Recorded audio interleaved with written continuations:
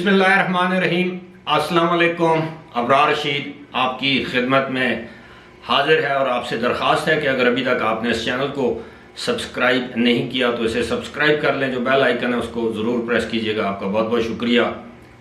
اس سے پہلے کہ میں اپنے اصل موضوع کی جانب آؤں، جو کہ تھم نیل پر آپ نے دیکھا ہے، میں صرف اتنا کہوں گا کہ جو پاکستانی قوم بڑی عجیب قوم ہے۔ آل آف اے سڈن ہمارے جو جتنے بھی خبروں کا جو مرکز ہے یا توجہ کہہ لیں، ہماری ایک دوسری جانب چلی گئی ہے۔ آج دوسرا دن ہے کہ پاکستانی سوشل میڈیا پر ایک ہیجان برپا ہے اور تمام جو ہماری نگاہیں ہیں وہ سیاسی معاملات سے، آرمی چیف کی تقرری یا تعیناتی سے ہٹ کر اب شعیب ملک اور ثانیہ مرزا کی طلاق پر جو ہے وہ مرکوز ہو چکی ہے، مبینہ طلاق۔ معاملہ یہ ہے کہ ایک یا دو روز پہلے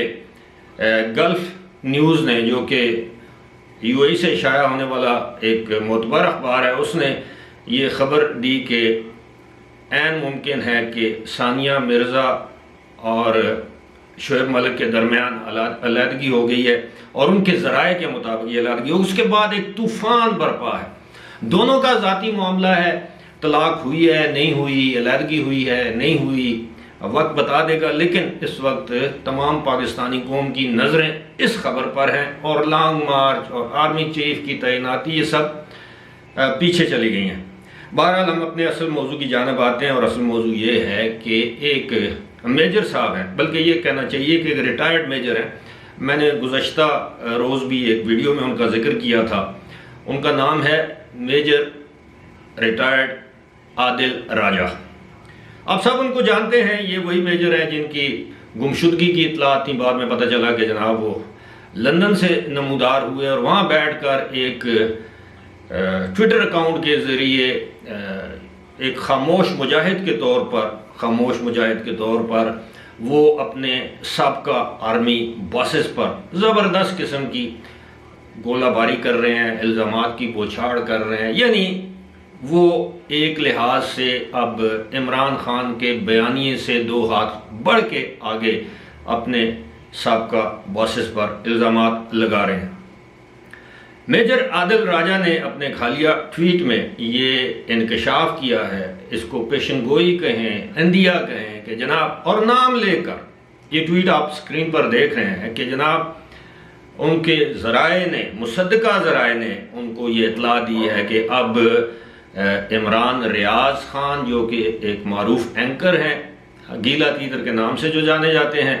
اور اے آر وائی کے سلمان اقبال، جو اے آر وائی کے مالک ہیں، اب ان کو قتل کرنے کا منصوبہ بنا لیا گیا ہے۔ جس طرح ارشد شریف کو ان لوگوں نے، یعنی یہ جن کا نام انہوں نے ٹویٹ میں لیا ہے، ان لوگوں نے قتل کروایا ہے، اسی طرح ان کو بھی راستے سے ہٹایا جائے گا۔ جس کے بعد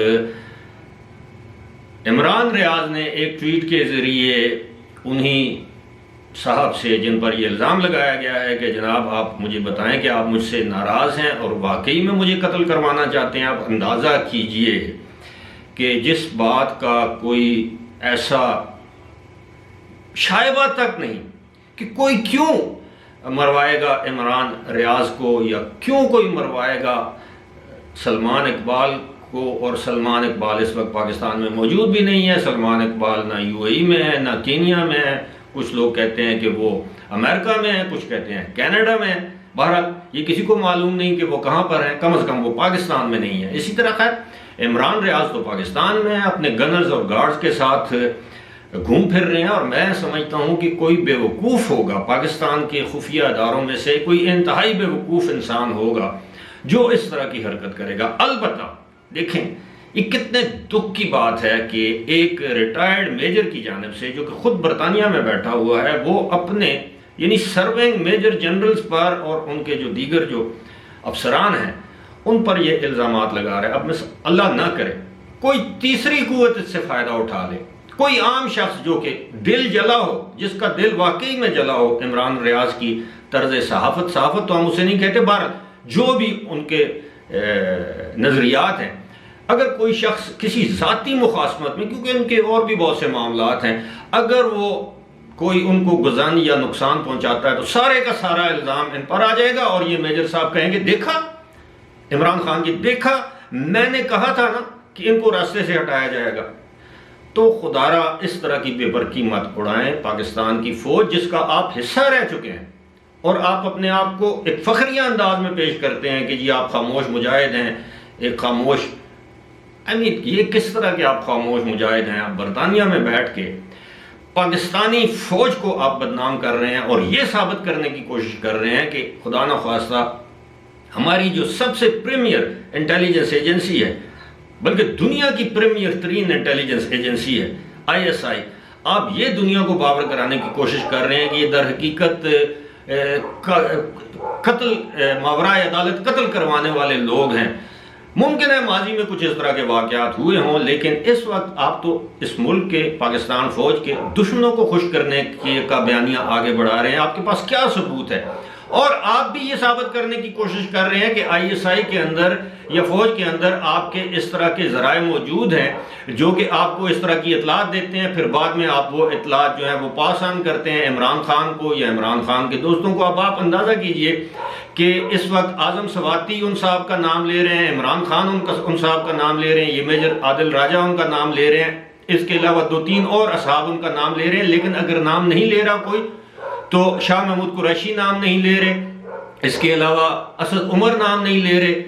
فواد چودھری نام نہیں لے رہے، پرویز خٹک نام نہیں لے رہے۔ یہ 2-4 لوگ ہیں جو کہ یہ نام لے رہے ہیں اور آرمی کو ایک سوچے سمجھے منصوبے کے تحت بدنام کر رہے ہیں۔ میں سمجھتا ہوں اس کی جتنی بھی مذمت کی جائے کم ہے، اور حکومت پاکستان کو یہ چاہیے کہ وہ اس کا نوٹس لیں، اس پر باقاعدہ مقدمہ درج ہو سکتا ہے۔ ساتھ ہی ساتھ پاک فوج کو بھی یہ چاہیے کہ جناب وہ اگر ان کے کوئی ذرائع ہیں تو پتہ کرائیں کہ ایسے کون سے ذرائع ہیں جو ان کو روزانہ کی بنیاد پر اس طرح کی لغو بیہودہ بے بنیاد قسم کی اطلاعات فراہم کرتے ہیں، اور اگر یہ ان کا الزام درست ہے تو اس پر بھی ایکشن لیا جانا چاہیے۔ میں سمجھتا ہوں یہ ہماری قوم کی بدقسمتی ہے کہ جب تک آپ ایک ادارے کے ساتھ منسلک رہتے ہیں، اس سے مفاد اٹھاتے ہیں، اس کے بعد اسی ادارے کے سے ریٹائرڈ افسران کی ایک تنظیم کے ساتھ منسلک ہوتے ہیں، آپ پاکستان میں زمینوں کا کاروبار کرتے ہیں، بحریہ ہو، ڈیفنس ہاؤسنگ اتھارٹیز ہو، جب تک آپ اس ادارے سے مفادات لے رہے ہوتے ہیں، اس کے میجر جنرل بھی اچھے ہوتے ہیں، اس کے لیفٹیننٹ جنرل بھی اچھے ہوتے ہیں، اس کا آرمی چیف بھی اچھا ہوتا ہے، جب آپ کی کرپشن پکڑی جائے اور آپ پر ہاتھ ڈالا جائے کہ آپ کرپٹ ہیں، جب آپ کی پینشن روکی جائے، آپ کی جو آپ کو جو دیے گئے پلاٹس ہیں وہ واپس لیے جائیں ایک سزا کے طور پر، تو اس کے بعد آپ اسی ادارے کے ان افسران کے خلاف انگلیاں اٹھاتے ہیں جن کے ماتحت آپ نے کام کیا ہوتا ہے۔ بڑے شرم اور افسوس کی بات ہے۔ بہرحال فی الحال مجھے دیجیے اجازت، خدا حافظ۔